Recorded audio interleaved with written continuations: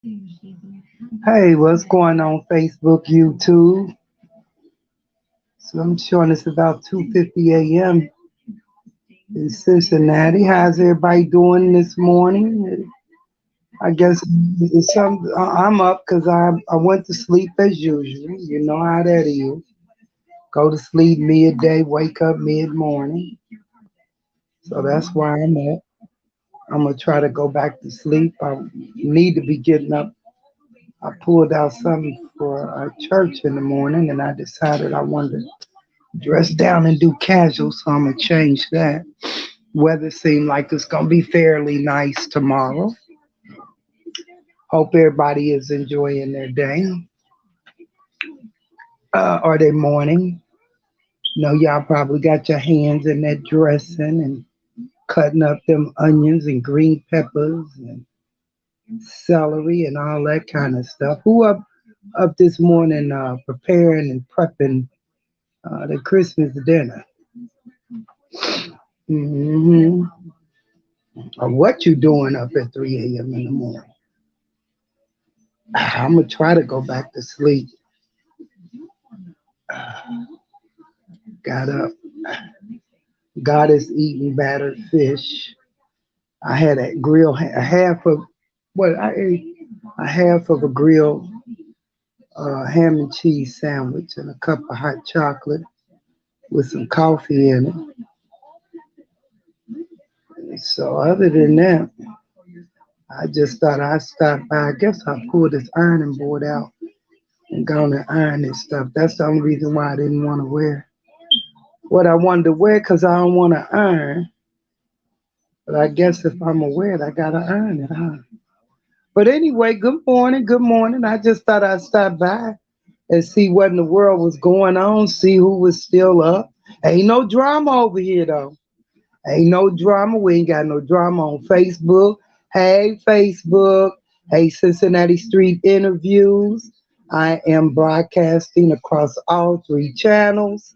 Hope everybody is enjoying their holiday, their off days, the kids, the grandkids, and the family. Hope everybody enjoy their day. I'm enjoying my day. I'm gonna go and see. Me and God is going to see the color purple. Yes, we are. We're going to sit up in there, get us some popcorn, some hot dogs, a cream and soda pop, just like it was when I used to sit in the Regal Theater. I'm going to give me a big old butter cup. I'm going to carry my own hot dogs, though. I got about 6 packs of hot dogs in there. Yeah.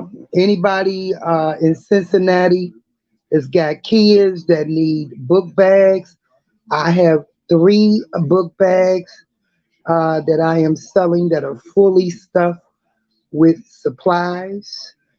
You can get the book bags and the supplies for $10 each.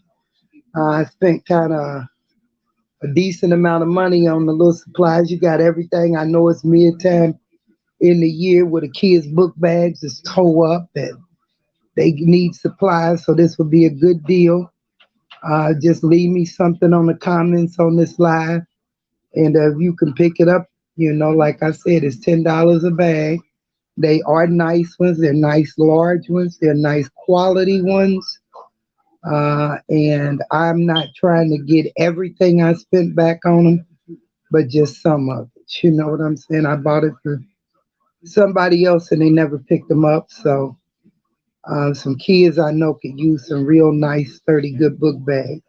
I know it's the middle of the year where all the supplies, and I can actually show you the contents of the book bags to see if you are interested. Like I said, they are $10 a piece, and they are some nice, thick, nice ones. So leave a comment there if you want them, and if you can pick them up, then they are yours. So anyway, Cincinnati Street Interviews, what's going on with you? I've been leaving you guys a little content over there. It won't be long. It won't be long. Cincinnati Street Interviews, where I'm going to be out there actively in the community, and I will be trying to see what's going on with the homeless and what I can do to support and the home and help the homeless in the city of Cincinnati. People just don't understand the lack of housing that is here in the city of Cincinnati. And it's not because people are homeless because they are on drugs or because they are lazy and don't want to work. That's not true. For those that may not know my story is that I lost my home as 24 years on September the 18th. My house burned up and it was a total loss.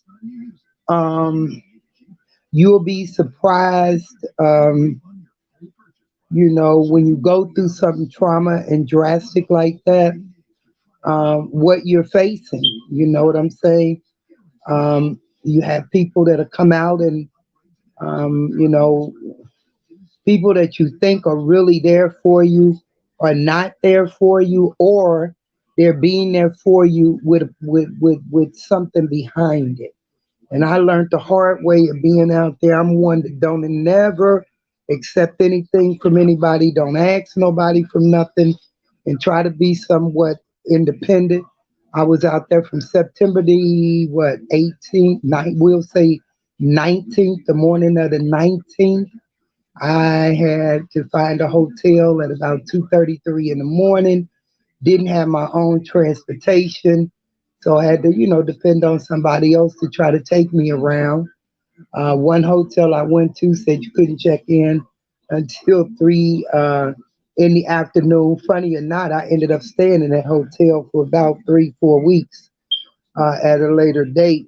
But I ended up checking into a hotel, the one off of I-75 over there, and whatever that is. But anyway, paid $160 a night checking in at 3 a.m. in the morning, being told that I had to leave at 11, check out at 11.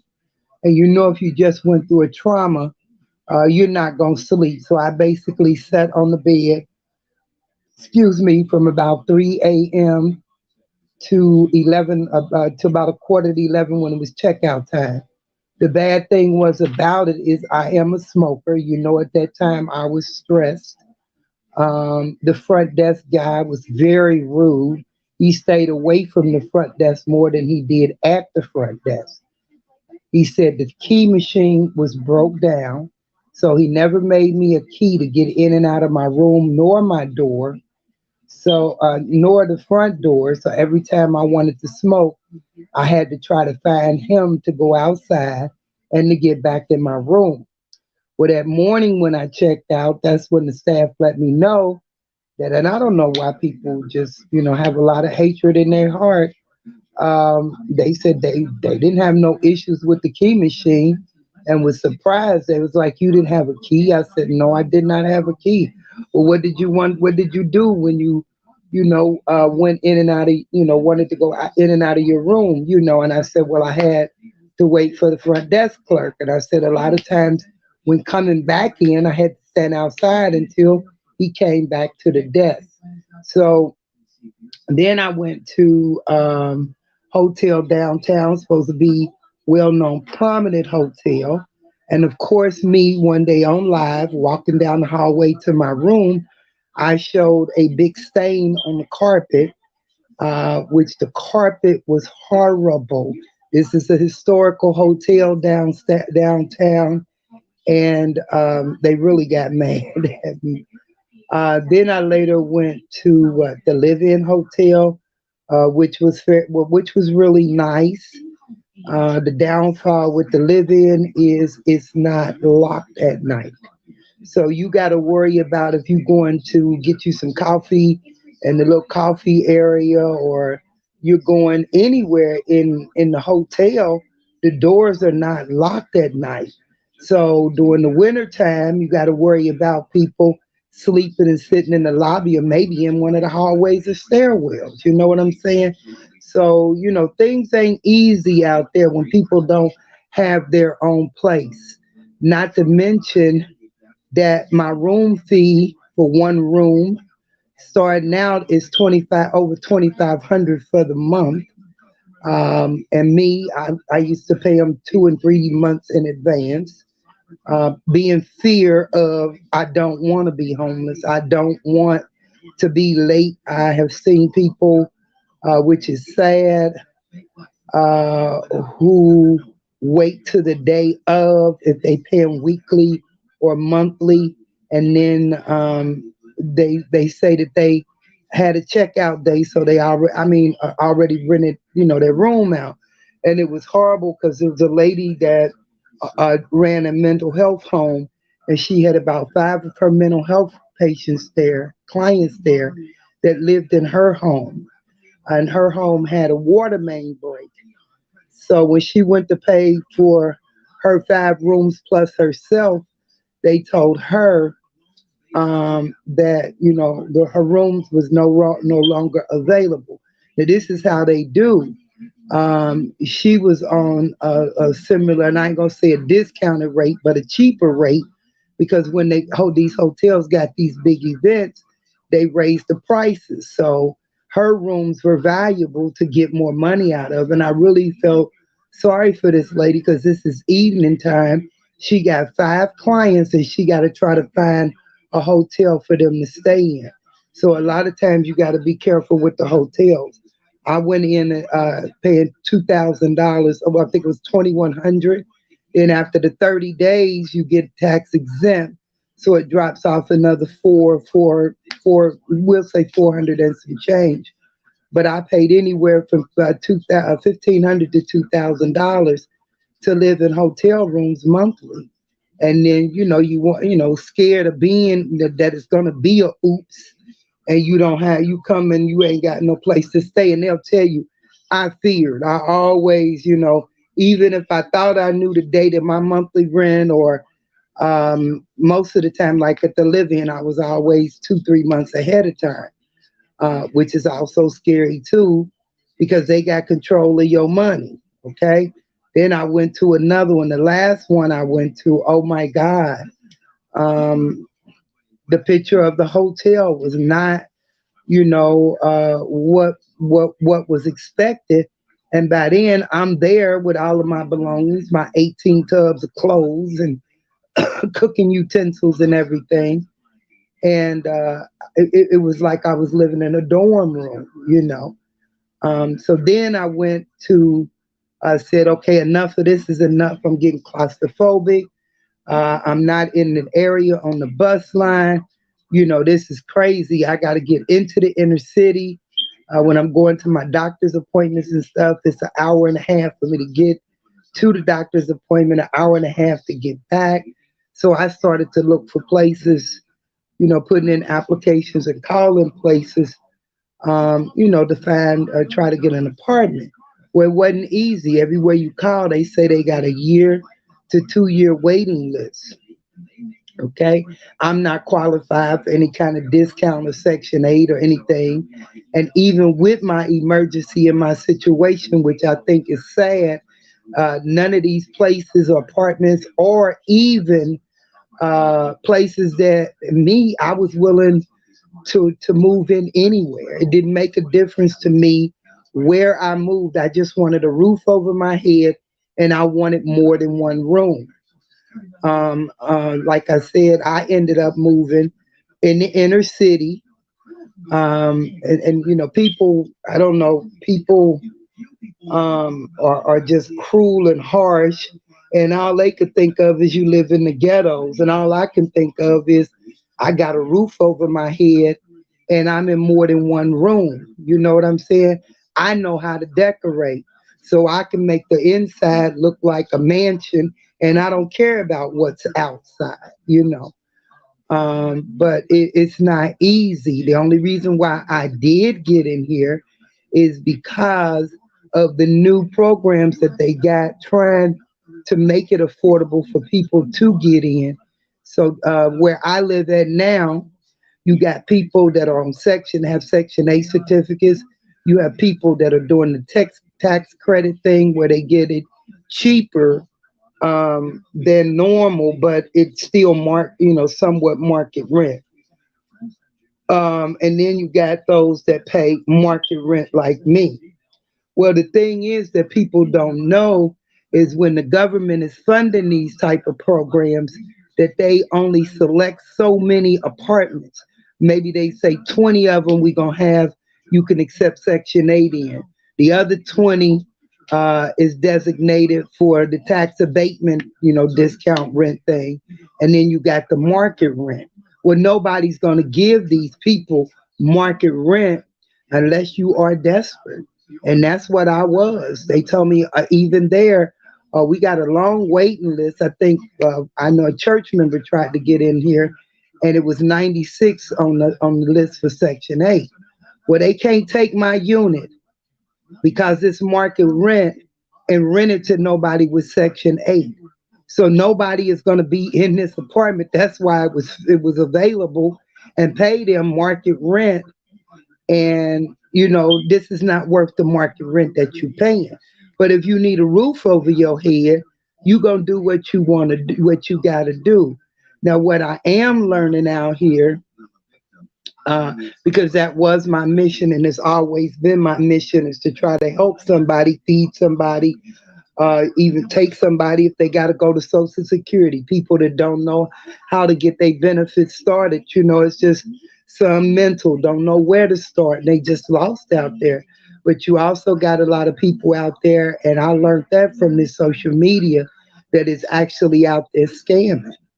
You know what I'm saying? How, people without jobs saying that their mission, no job, no income, and they've been sleeping on the streets for months and years, and they get a government housing, but they don't have income, but they have cigarettes, they have marijuana and everything, but they taking donations to feed the homeless.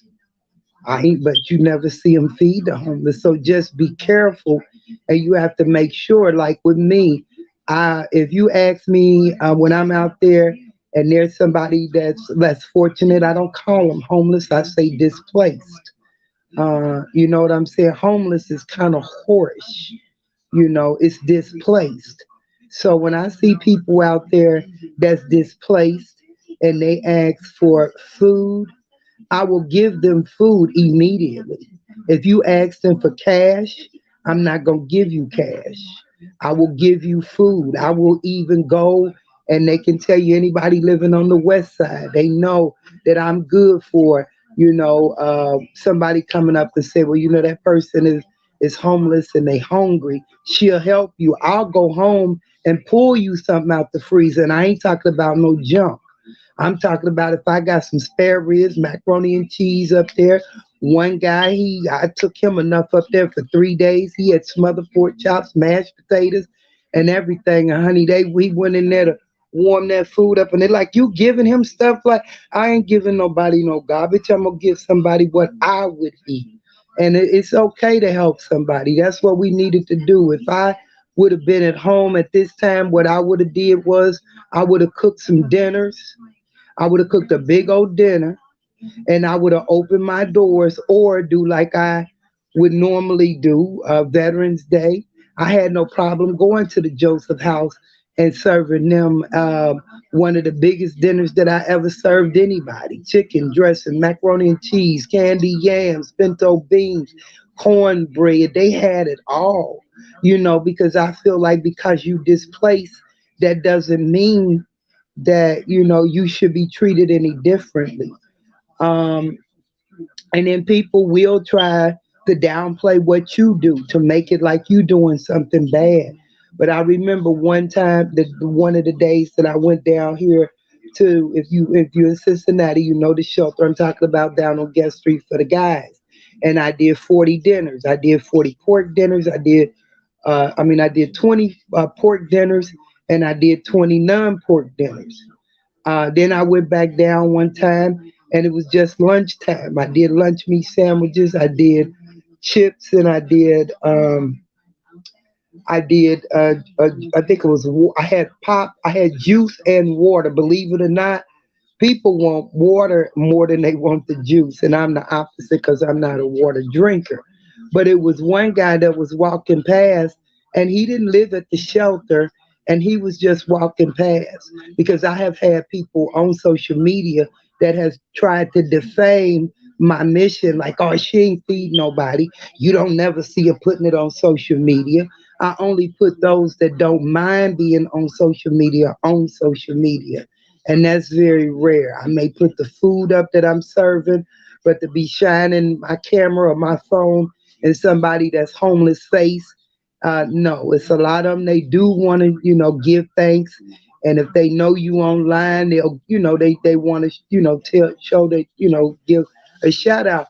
But the one thing that stood out to me most during the time that, one of my enemies was on social media defaming me, she ain't doing nothing. She ain't doing nothing. It was a guy, like I said, he wasn't displaced. He was just walking through, cutting through down there, and I offered him sandwiches and a juice. And he one day was listening to me on live on social media, and he said, "You that lady that comes down there and lifts her truck, your van up, and you feed people out the back of your truck." And I was like, "Yeah." He said, "I'm the gentleman that was walking through that you gave the sandwich to Jip and juice to." And he said, "Thank you." He wasn't homeless. And then it ain't even about being homeless. It ain't about being displaced. It's about just sharing. To me, if I'm, around, and then, I try to distribute and do it. I was doing it during that time off my own money, no donations. Gas prices was high, but I was determined that I'm gonna help somebody. I have people say, "Well, why do you go and deliver the food to these people? They can go to pantries, they can do this." Listen at this, y'all. If a person is homeless and they are living on the street, pantry food is not cooked. Let's make this make sense now. First of all, the food is not cooked. Second of all, most of these people don't even have a way to get to the pantry, let alone get to the pantry and haul the food back to the homeless camp they sleeping on, because that's where a lot of people are. So around the holidays, don't think about how many gifts that you can sit up and you can give somebody. Hit these streets and take a sandwich, a bag of chips, and a juice. It'll mean a whole lot to somebody. And especially during this time when it's cold outside, people are hungry. And can you imagine being hungry and cold? You have no nutrition in your body to keep you warm because you haven't eaten in 2 or 3 days. So, even with your leftovers, if you having turkey, I do like I used to do when I had my foster kids, which they waited on that the most. They wanted me to put that turkey in some cream gravy over some mashed potatoes with some cream peas and all of that, honey. They be like, "The heck with the turkey, mama. We waiting for tomorrow or the next day when you make that stuff you make." And I got that from making that from school. I don't know how many of you guys remember how we used to have the chunks of turkey, or I guess it was always turkey. I don't remember chicken. And they put it in that cream and put it over that mashed potatoes. That was one of, and give you one of them yeast rolls. They don't make lunch like that no more. That's one of the times I would eat, because it was very rare that I ate lunch. But I like that, and fish and macaroni and cheese day. And oh yeah, and I know I like my chest pie. Even before I got to Hino and was up the age to go to Hino, I used to have a friend of mine that was in high school. I was on Thursday when they had chest pie, and I'd be there before time for me to go in. I go down there, and it was 60 cents a slice. I take her my 60 cents, and her name was Dency. Some of y'all that live in Fairmount know who Dency Jenkins is. But Dency used to bring me my chest pie every Thursday. And honey, sometimes I'll be mad because Dency was on structure. She didn't hang the streets and stuff. So on school nights, honey, we had to be in. So I had to get that 60 cents to Dency before I could knock on that door no more. But yeah, this is the time of the year. Don't just take for granted that everybody got everything because they don't ask for nothing. Believe that. I've been blessed, and I thank God that I was able to take this mission and these missions that I'm going on, and everything that I go through, I'm conquering it. I ain't crying to nobody. I ain't asking nobody for nothing. I'm doing it on my own. Because the one thing that I ask God for, I never get up and beg God and say, oh my God, how I'm going to pay my rent, how I'm going to pay my gas and electric bill.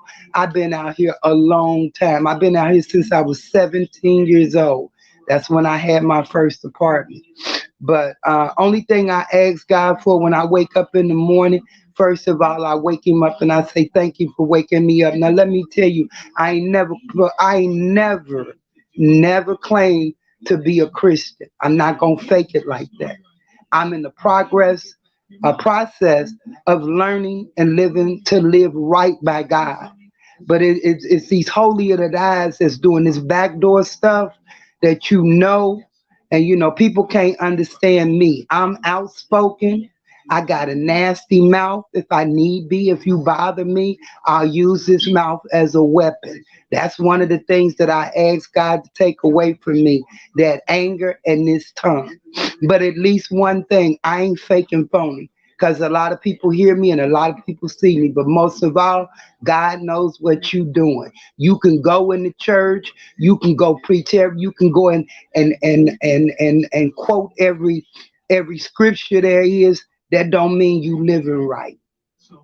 I always say until you living right, you have no right to witness to nobody else when you back doing it and you ain't doing the right thing. When you look at me, she's a work in progress. She smokes cigarettes. She got all kinds of nasty habits. But one habit that these people that's claiming to be these all around Christians don't give up, and I say this all the time. They can give up their beer, they can give up their cigarettes, but guess what they can't give up? That premarital sex. That's the demon and the devil in them. They'll come into church and they'll shout all over the place and come over and want to pray for you and always watch who you like. Don't let people be putting them demons, all demons and devils that tell you that they saved. Don't be letting them put their hands on you and praying for you either. But see, I'm real. I'm real. I'm not clean and I'm not without sin. I'm a person in progress and of work. I don't go to church to go and show out and pretend for my pastor. I go in to listen to his word and to be able to learn and learn and listen to him. What direction am I supposed to be going on to live right by God? But I mean, if you being selfish and you ain't trying to help nobody else, and you can always talk about your blessings, but you ain't never tried to help nobody else and bless nobody else, hey, it's a problem. I just went through, like I said, through the defamation of character of me and people challenging me, jealous people, people that ain't never gave nobody nothing, and most of all, people that ain't never had nothing to give nobody. But I was working at the IRS and I just came across that video, and I think I did post it in Cincinnati Street Interviews and on my Facebook page. And it was where it was cold outside. This was a lady that was here. She was originally from Africa. And somehow her and her husband fell out. Her kids and things, they were displaced and I guess apparent, put in homes. But she was actually sleeping outside in the cold as I would go to work at the IRS. And I would go up to her and I would offer her food. And she would always say, no, thank you. And I didn't go up and say, here, I know you're hungry. I say, you know what? I got lunch today and I thought about you. I said, it's something really good and I wanted to share, and I got you some too. She refused to take it. But as it got colder and colder and colder, and I'm not afraid of anything and anybody, okay? First of all, when I went home and got in my warm bed, and I thought about that lady, and that video came up today, and it came up for a reason. It came up because of what I'm going through now, and I can be thankful and say, God, and I thank you. I thank you for making me strong and not have to depend on nobody. Because guess what? They ain't going to be there anyway. They ain't gonna be there anyway. Those that they won't even call you to check on you because they scared you might need something. I thank God that I ain't needed nothing through all of these months of everything that I done went through, from the fire. No, let's start back from losing my son to losing my home to being in a car accident that I was falsely accused of being in the wrong. You know what I'm saying? And I can't wait to tell that story of how people get caught up and you can still have to pay for something that you innocent of. And it's sad because I always say an innocent person should never take a plea. Should never take a plea.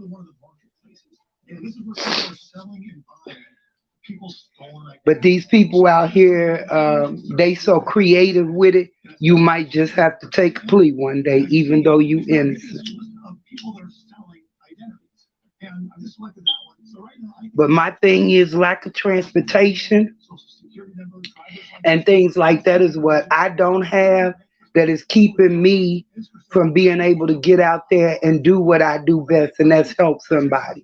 I do take meals around here to a couple of the people that they're not homeless or anything. Some just can't get around good or whatever. You don't know what they may be short of at the store. And it's just a matter of when you go into the store looking over that person and say, do you need anything? Because they may not be able to get out like you can. You know, I got one gentleman, I know him from school, never had a conversation with him, no more than to drop him off a plate or send somebody up there to take some canned goods to the third floor to him. So again, I got care packages of canned goods and things that I'll be giving away. I'll be cleaning out my cabinets and cupboards. So if there's anybody that need canned goods or non-perishables, and I can be of help, and you can pick it up, go ahead and drop me something through email or don't put it in comments because we don't want nobody to know your business. And anything that I do, nobody ever knows. But yeah, we are selfish as people that we don't think about. Oh, but what I was going to say about that, because I always skip over things, what I was going to say about that lady and that video that day, that evening, well, that night that I went home and it was just cold outside. She's literally sleeping on the ground. Her clothes was in a duffel bag. That was her pillow. And she had a little thin something and she was just curled up. You had to go over and I wouldn't walk up on her and startle her. I would stand back and I would, talk to her. So that day, and if you look at that video, I had to call her a couple of times and I asked her, will you go home with me? This had to be the most stubbornest homeless person that I had ever seen. And then I thought, well, it's just me. Maybe it's me as a woman, and she just don't want to accept it from me. But then anyway, I have a friend that introduced me to a guy that was managing the Skyline Chili, and I was telling them I was coming to get some cheese conies to take over there to her. And I said I've offered her lunch before, and then she wouldn't take it. And they say we offer her food all the time. She's not gonna take it for free. So everybody that's out there homeless or whatever are not lazy and they are not users. So don't just walk past somebody if they ask you for money and they say they need money to buy something to eat with, go buy them something to eat. If you don't trust that they gonna spend that money on, come here, goddess, come here, get in here, and sit down. I don't care where you sit, but you ain't going in there to tear up nothing. Who you barking at? I mean, growling at. For the last couple of days, you've been getting out of hand. But yeah, we got to stop taking for granted that we got heat, we got shelter, we got food, and walk past and turn our nose up at other people, just assuming, oh, that's a druggie. That's just somebody lazy, because everybody is not like that. People really, really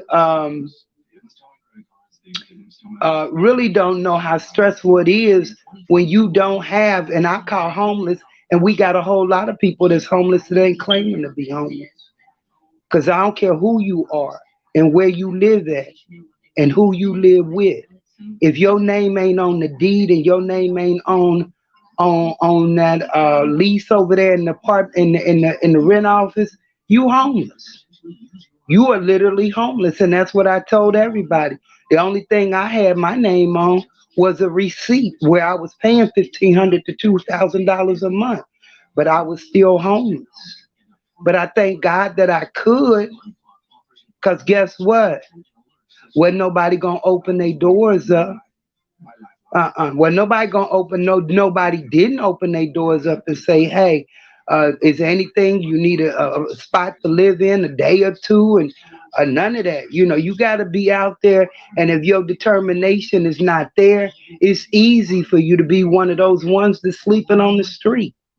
You know, I used to ride down here and I used to look because I was trying to find homeless camps and stuff that people lived in that, so I could go and, drop off stuff and stuff. Hell, I never thought one day that I'm down there like, shoot, girl, you might be homeless. You better be looking for you a nice spot. I always look for a spot up under the bridge. I was like, oh, that'd be a good little spot. That's up under a bridge with shelter. If you got to be homeless, at least you won't get rained on. You might be a little cold. But that's what I'm asking everybody during the holiday. Just think about somebody, whether it's a senior citizen or whatever. Don't assume that everybody is okay and everybody got somewhere to go or somewhere to eat on the holiday. There's people even with a roof over their head that don't have no food. You know what I'm saying? And when it comes to food, I don't care what kind of drugs they do, what kind of mental status they do, how many men they done gave they food stamps to, and the kids is hungry. That ain't none of my business. I'm not gonna see nobody hungry. You know what I'm saying? So be kind, during the holidays. Don't just think about, it was a lady on one of the neighborhood. Oh God, hold on. Sorry about that. It was a lady on one of the neighborhood community chats, and she was saying she got four kids, two grown adults, and two small children, and she had been struggling. But she said she has managed to be able to provide food and housing, and what she wanted was donations to help her buy her children some toys. And I thought, well, you know what? Toys are not a necessity. And it's okay for kids to know that things are not right. When you fake it like that, that's what makes it stressful. When you out there and you ain't being honest with the children, saying, hey, things are tight, we gonna have to be creative for Christmas, because I got enough for us to eat on, which kids care about more than some toys. That's all about you and you being able to have somebody come over and see your kids got some toys. That's crazy. So what I said to her, not being mean at all, I said, why don't you have a creative Christmas? You say you got food. I say, why don't you make some cookies, bake some cupcakes, get some hot chocolate, grab your babies around the neck, sit them down, grab a movie, and y'all gonna have the best Christmas. Sometimes it's not about toys. Those kids, I know the last time me and my son bought my grandkids, his kids and my grandkids, we said we would never do that again. We was gonna do what his grandmother used to do, and that was buy savings bonds, because that's just wasting money. It's all for show. All these presents up under the tree. Like I said, I seen somebody one year buy everybody something for Christmas, and on New Year's they had no electric. Uh huh. Uh huh. They was cooking black eyed peas and pig feet and everything on not they stove. So that's ridiculous. You do what you can. And my thing is, I haven't did Christmas and bought Christmas gifts and God knows when until I got grandkids, and that was short lived because that's a waste of money. My thing is, my door is always open, and whether it be a turkey or a ham, I got something you can eat. So just be mindful. Don't worry about getting somebody for something for Christmas. Worry about taking that money and buy and making a big meal and sharing it with somebody. With that being said, I'm gonna say Merry Christmas, Happy New Year's. If I don't hear you or see you no more, you remember what I said. Don't think about you so much. Don't think about all the fancy toys and things that you can go to work and sit around and bag and brag about. And remember this, because a lot of people don't know this. And I always say this. Don't worry about how the Joneses is doing what the Joneses is doing, okay? Because you may see a tree or a house with many gifts up under it, and ain't none of it been paid with cash. It's called plastic. And guess what? It'll be 2 or 3 Christmases that they'll still be paying for them Christmas gifts that they bought, and then it's the interest rate on them. So start being creative. Cook a meal, feed somebody. You all have a beautiful day. I'll talk to y'all later. Bye bye.